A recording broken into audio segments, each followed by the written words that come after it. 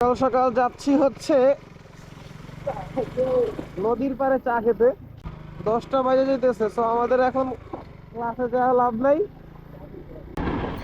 আসসালামু আলাইকুম এভরিওয়ান, সবাই কেমন আছেন? আশা করি সবাই খুব ভালো আছেন। সকাল সকাল যাচ্ছি হচ্ছে ভার্সিটির দিকে। অলমোস্ট আমরা লেট করছি হচ্ছে বেশি না, 1 ঘন্টা। তো এখানে হচ্ছে দেখতেছেন একটা মেয়ে হচ্ছে অটো অটো চালা যাচ্ছিল। তো আমার ফ্রেন্ড হচ্ছে পিছন থেকে আমাকে দেখাচ্ছিল। তার কিছু বলার নাই, সে একজন জীবন যোদ্ধা।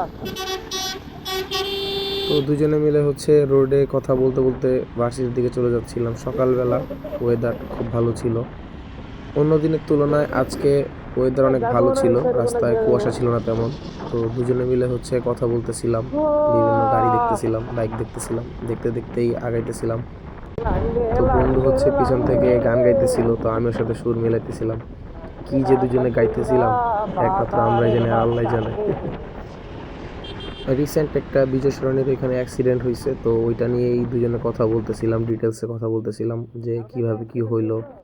আর লাস্ট কিছুদিন ধরে 300 ফিট রোডে অ্যাক্সিডেন্টের পরিমাণ প্রচুর বেড়ে গেছে। রিসেন্টলি একদিন কি 2 দিন আগে হচ্ছে আমাদের ভার্সিটির আমাদের ব্যাচেরই অন্য ডিপার্টমেন্টের এক শিক্ষার্থী এখানে অ্যাক্সিডেন্ট করে, বাইক অ্যাক্সিডেন্ট। বাইক চালানোর ক্ষেত্রে অবশ্যই সেফটি মেনটেন করা দরকার, নিজের জ্ঞান রাখা দরকার কীভাবে বাইক চালানো উচিত, রোড সম্পর্কে নলেজ রাখা প্রয়োজন। 300 ফিটে যে স্পেসটাতে রেগুলার অ্যাক্সিডেন্ট হচ্ছে, এই প্লেসটার কিছু প্রবলেম আছে, রোডের কিছু প্রবলেম আছে। আর তার থেকে বড় কথা হচ্ছে রাইডিংয়ে যদি সতর্কতা অবলম্বন করা না হয় তাহলে অ্যাক্সিডেন্টের পরিমাণ অনেক বেড়ে যায়। নিজেদের অসতর্কতা, নিজেদের ভুলের কারণেই এখন ম্যাক্সিমাম অ্যাক্সিডেন্ট হয়। আমরা নিজেরা যদি নিজেদের সেফটি মেনটেন না করি, নিজেরা যদি সতর্ক না থাকি, তাহলে অ্যাক্সিডেন্ট কমানো অনেকটাই কষ্টসাধ্য। এইভাবেই কথা বলতে বলতে দুইজনে মিলে আগাইতেছিলাম ভার্সিটির দিকে। ফার্স্টে টার্গেট ছিল যে অন টাইমের ভিতরেই ভার্সিটি চলে যাব, হয়তো বা ফার্স্টের ক্লাসটা অলরেডি মিস, যেহেতু প্রথম ক্লাসটা অলরেডি লেট করে ফেলছি, তো ক্লাস প্রথমটা করার কোনো ইচ্ছা ছিল না। ইচ্ছা ছিল যে সেকেন্ড ক্লাস থেকে ক্লাস করব। তো এরপরে হচ্ছে 300 ফিটের দিকে আগাই। এরপরই হচ্ছে মাথার ভিতরে ভূত চাপে যে সকালবেলা যেহেতু বের হইছি, তো সকালবেলা একটা চা তো খাওয়াই যায়। এরপরে আমার বন্ধুকে জিজ্ঞেস করলাম কোথায় যাওয়া যায়, তো ও বলতেছিল যে ওই সাইডে লেকের পাড়ে সুন্দর একটা প্লেস আছে, তো ওইখানে চা পাওয়া যায়, চাও নাকি ভালো।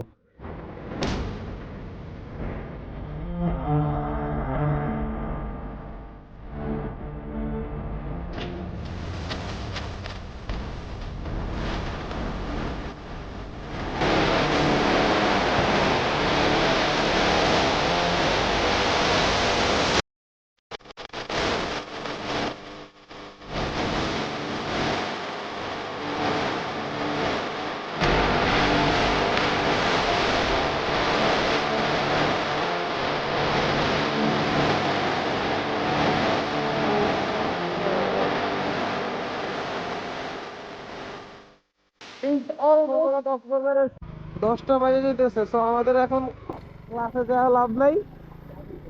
প্রথম ক্লাস করেও লাভ নাই, আজকে এমন কোনো ক্লাস নাই যে ইম্পর্টেন্ট ক্লাস করতেই হবে। তো মাঝে মাঝে দুই একটা ক্লাস মিস দিলে কিছু হয় না। তোমার অ্যাটেন্ডেন্স জমা কয়দিন মিসিং আছে ভাইয়া? 10 দিন? সমস্যা নাই, আমার 12 দিন আছে।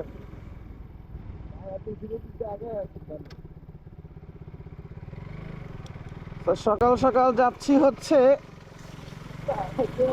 নদীর পাড়ে চা খেতে। সরি, নদীর পাড়ে না, লেকের পাড়ে। তারপরে কি বলা যায় জিসান, বলো তো? রাশিয়ানের জায়গাটা হচ্ছে 300 ফিটের হেলিপ্যাডের আগের রাস্তাটা দিয়ে যেতে হয়। তো এখানে হচ্ছে একটা লেক করা হয়েছে, লেকের পাশে অনেকগুলো নতুন দোকান বসানো হয়েছে। সাইড দিয়ে সুন্দর একটা হাঁটার জায়গা আছে, কিন্তু দুর্ভাগ্যবশত সকালবেলা সবগুলো দোকানই অফ ছিল, একটা দোকানও খোলা নাই যে এখানে চা খাবো বা বসবো, একটা দোকানও খোলা ছিল না। একদিন কোথায় যাবো, চার দোকান কোথায়? ও, সুন্দর কথা তো। ভাবলাম সকাল সকাল লেকের পাড়ে এসে এক কাপ চা খাবো, কিন্তু কোনো চার দোকান খুলে নাই। ও, সুন্দর। যেহেতু লেকের পাড়ে সবগুলো দোকান অফ ছিল, তাই আমরা হেলিপ্যাডের দিকে যাচ্ছিলাম। হেলিপ্যাডে দোকান সবসময় খোলা থাকে, সকাল থেকে রাত্রে পর্যন্ত, যখনই থাকে না কেন। বাইক টাইক থাকে, গাড়ি থাকে, দোকানও খোলা থাকে। তো এজন্যই যাচ্ছি হেলিপ্যাডের দিকে, যে হেলিপ্যাড থেকেই চা খাবো।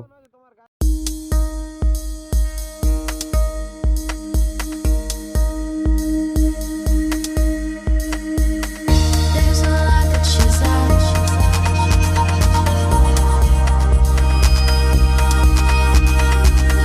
There's a lot that she's at.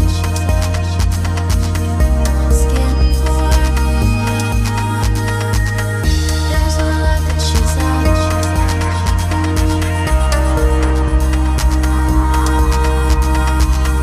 There's a lot that she's at.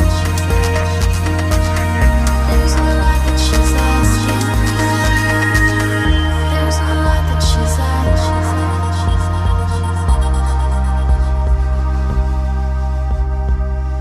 There's a lot that she's এখানেই চা খাই, চা খেয়ে পরে ক্লাসের দিকে যাব।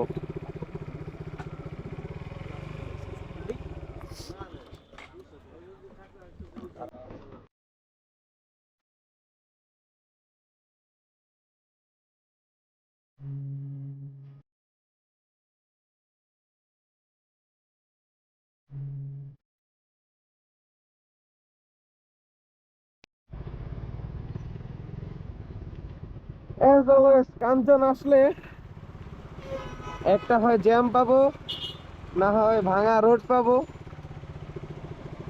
অলওয়েজ একটা না একটা ঝামেলা থাকে। মেইন সমস্যা হচ্ছে এখানে পাশে নতুন একটা ব্রিজ হচ্ছে। এই ব্রিজটা অনেক পুরাতন হয়ে গেছে, আর এই সাইড থেকে হচ্ছে সব ধরনের বড় বড় ভারী যানবাহন যাতায়াত করে।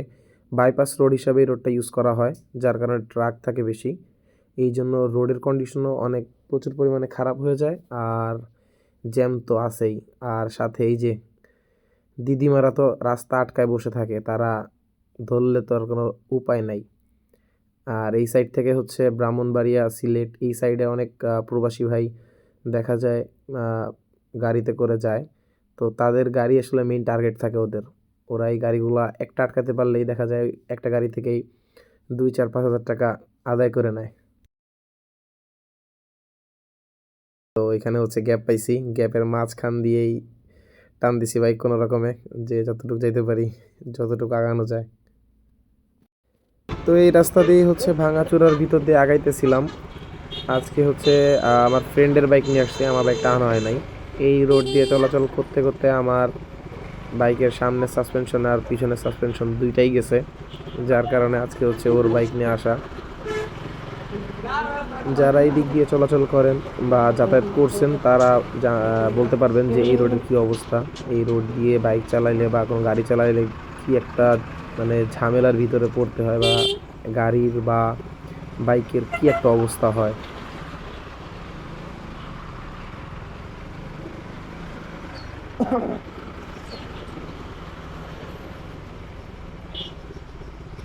ব্রিজের নাই জান প্রাণ, ব্রিজের এখনো টোল উঠায়।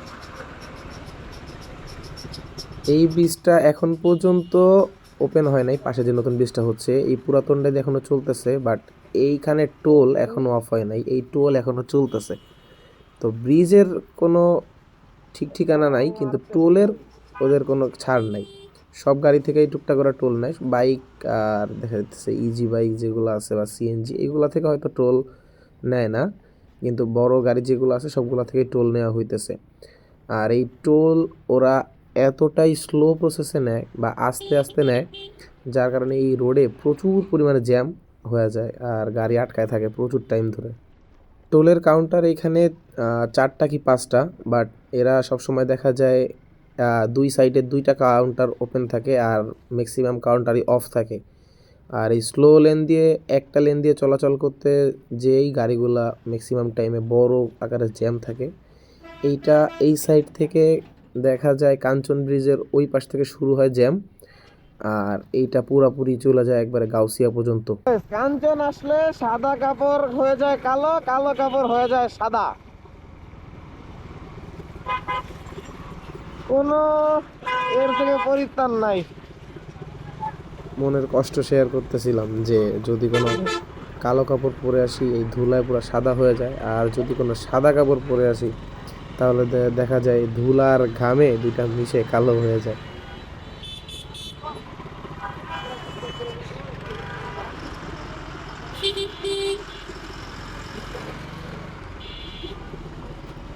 সামনের রাস্তা আরো খারাপ, এই জন্য হচ্ছে আমরা এলাকার ভিতরে ছোট একটা রাস্তা দিয়ে আগাইতেছি। এই দিক দিয়েই হচ্ছে বাইপাস করে চলে যাব ভার্সিটির দিকে।